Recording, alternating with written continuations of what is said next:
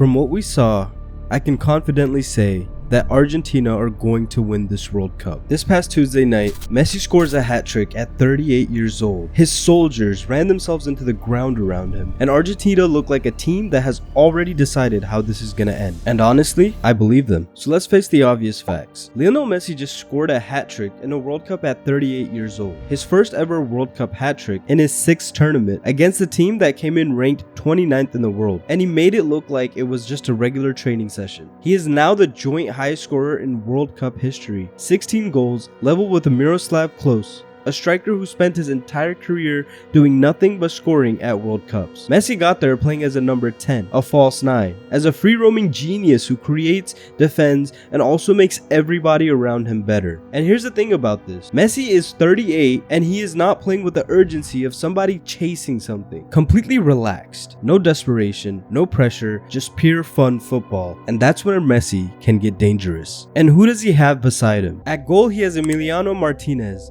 who has already defined himself as the greatest goalkeeper at this World Cup tournament. Do you remember his save in the 2022 tournament? At midfield, he has De Paul, his bodyguard, McAllister, Enzo Fernandez. These three players cover every inch of the pitch. They can pass, they can press, they can create, and they can also destroy. When these players don on the Argentina kit, they are different. In attack, there's Julian Alvarez, who's only 25 and he's already won everything football can offer. And if Argentina weren't blessed enough, they have the greatest player of all time, of all history of the sport, Lionel Messi, who just scored a hat-trick in his 200th appearance at 38 years old in a World Cup. We saw in 2022 that this team will bleed for Lionel Messi, and this year they're showing it again. This is not just a team for one man, this is a full squad, depth in every position, and they have been together long enough to understand each other at a level that now squads can't even replicate. They are the defending champions, and they are playing better than they did when they won it. Before there was pressure, now it's just to go out there and have fun. Now let's talk about who they're facing. France. They're the most talented squad in the world on paper. Mbappe already scored twice on Tuesday. He looks sharp and he looks hungry, and France can be a real threat. They should have won it in 2022, but instead they drew level at 3-3 in the last dying minutes, and then they lost on penalties. Brazil. This is the most supported team in a tournament. This is the World Cup country. The World Cup, when you think about it, you think of Brazil, but Brazil has not won the World Cup since 2002. That's the most talented nation in football coming up short. They have individual quality, but they haven't shown that collective identity that wins tournaments, and they're already in a tough group. England, with Harry Kane, Bellingham, Saka, they have good quality. Tuchel has them well organized. They could go deep. England have been saying this for 60 years that they're gonna bring the cup back home, but when the tournament gets hard and the pressure of the nation shows up in their performances, they end up losing.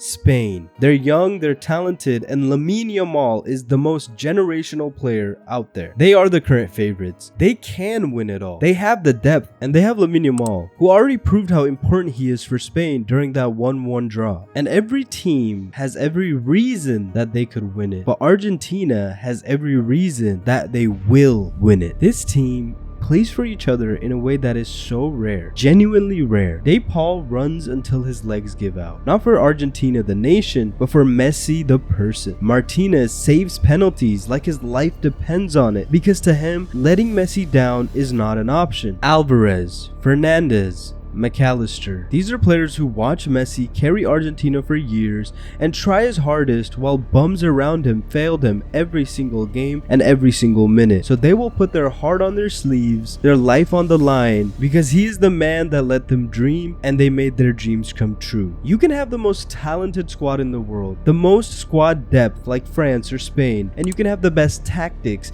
the best preparation, and the biggest budget. But when it gets to extra time in a World Cup semi-final, when penalties are around the corner and when everything is set on the line, what wins is a team that wants it for each other more than they want it for themselves. And Argentina have proven to have that, and they show that they still have that. Messi is not done. His soldiers are not done. And this World Cup is not done. Argentina are winning it all. If you want to see why Lamine Yamal doesn't understand pressure, make sure to click the video on your screen. Like, comment, and subscribe, and thanks for watching.